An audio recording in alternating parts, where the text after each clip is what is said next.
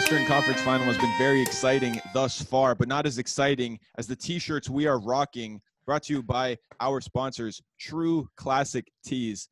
Ladies and gentlemen, if you want to look good, feel good, save money, and help people, you click the link in our description at trueclassictees/contentcube. Use the promo code COCUBE15 at checkout. It'll save you 15%. It'll help support the channel, and you're going to look outstanding. That being said, let's get into today's show. Ladies and gentlemen, hello and welcome back to Above the Break, Content Cube's latest and greatest basketball show. As always, I'm Nate Santos. That's Michael J. Mayers. And today, we're joined by the lovely Lala Kashishin. Lala, thank you for being here today to discuss ball with us. Thank you so much for having me. I'm so excited to join your show and talk ball.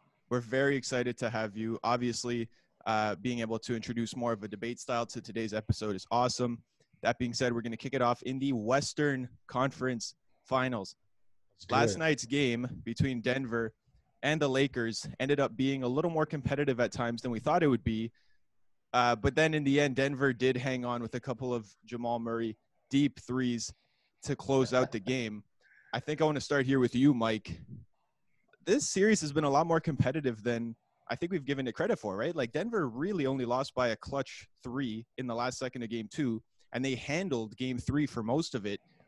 Walk me through, first of all, what Denver have been doing right so far in this series to make this so competitive. Yeah, you're correct. This could easily have been 2-1 in Denver's favor at this point, had it not been for some heroics from AD in game two at the very end there.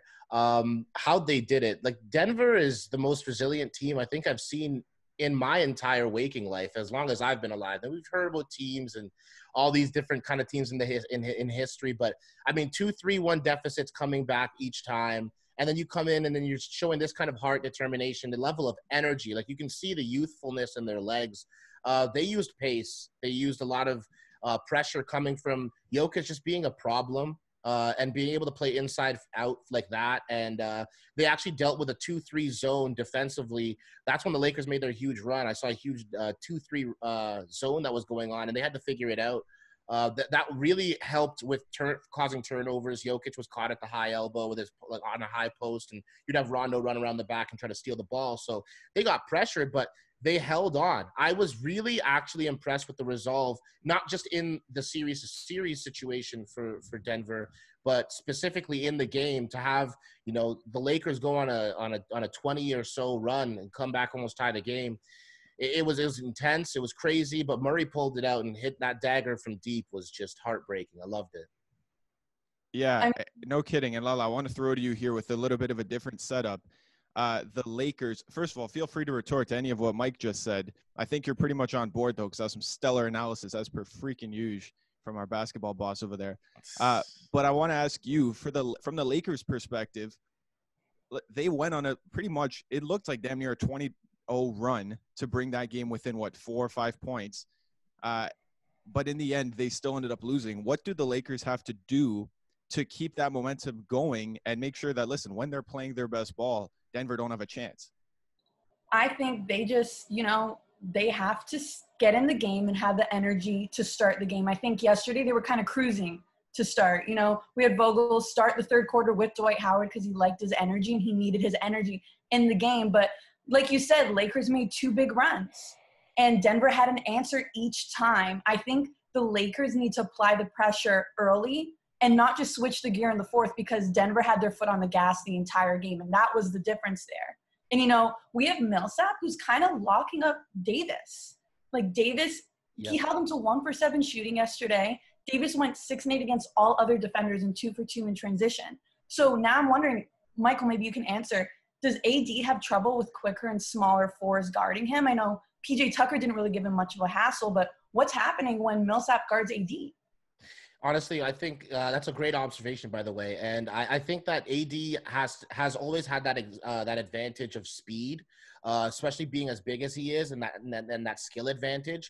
But when you have somebody who is got a lower center of gravity, not necessarily as tall, but they are spry, they use their IQ defensively to use footwork and positioning. honestly, yeah, you're gonna have those kind of fits, especially from Millsap, who's a former All-Star. This guy's always been stellar on the defensive end. You got to say that. And ever since Marcus Morris talked all that ish to him in game 5, I believe, against the Clippers, he's just turned a corner, and Millsap's really turning the clock back. I love what I'm seeing from him. But yeah, that I think AD's got his got to get some more rebounds, more than 2 rebounds in a game as well. You got to impose your will in varying ways, especially when you're supposed to be that dominant. Yeah, that kind of segues into the next point that I was just about to say. AD had 0 rebounds heading into the fourth quarter. If AD plays like, and not to mention, AD and LeBron combined for 57 points last night. Usually that's a pretty stellar performance. LeBron had a triple-double. AD had, in the end, I think 2 rebounds. That's not enough from him. If he shows up and is the superstar that he is, can he single-handedly, I guess, take this Denver squad and really put the Lakers on his back?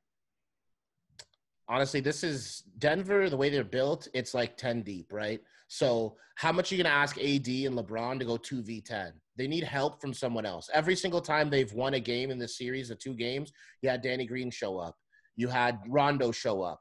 You have to have other guys show up than your just top 2 guys.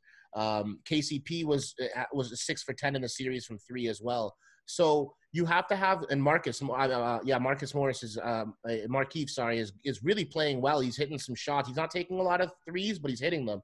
So you need depth, right? Look at Jeremy Grant's performance. Look at, when the Raptors came back, look at OG. You got to have other guys than your main guys show up and cause problems, which opens the floor up for the rest of your team. Monte Morris was on fire last night as well, coming off the bench and just dropping points like it's nobody's business. So you need to be able to have that versatility where you can dig deep into that bench, because when you dig deep into the bench, it affects your energy. You have fresher bodies, which can run up and down the court and keep the pace up.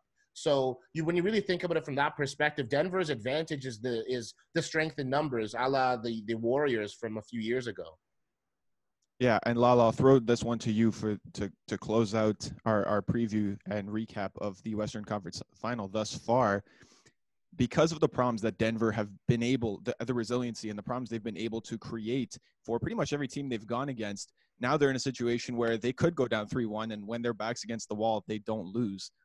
Do you give Denver a legitimate shot at knocking off the Lakers? And if so, do you think that they are probably then favorites to win the chip?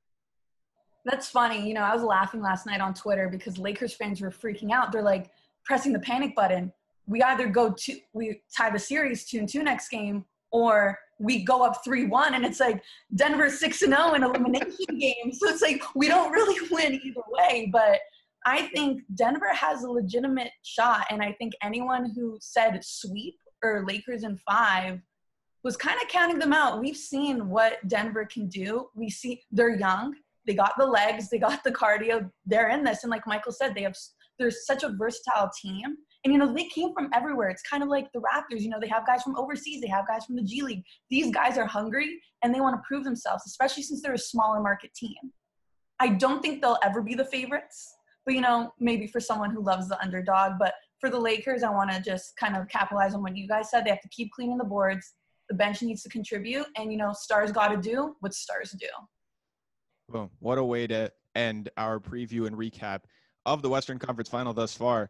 Lala, thank you for joining us in your first ever segment of Above the Break. You're going to be on the next one when we go back to the East and talk about the Eastern Conference Final thus far. We'll see you there. Thanks, everybody, for tuning into this one.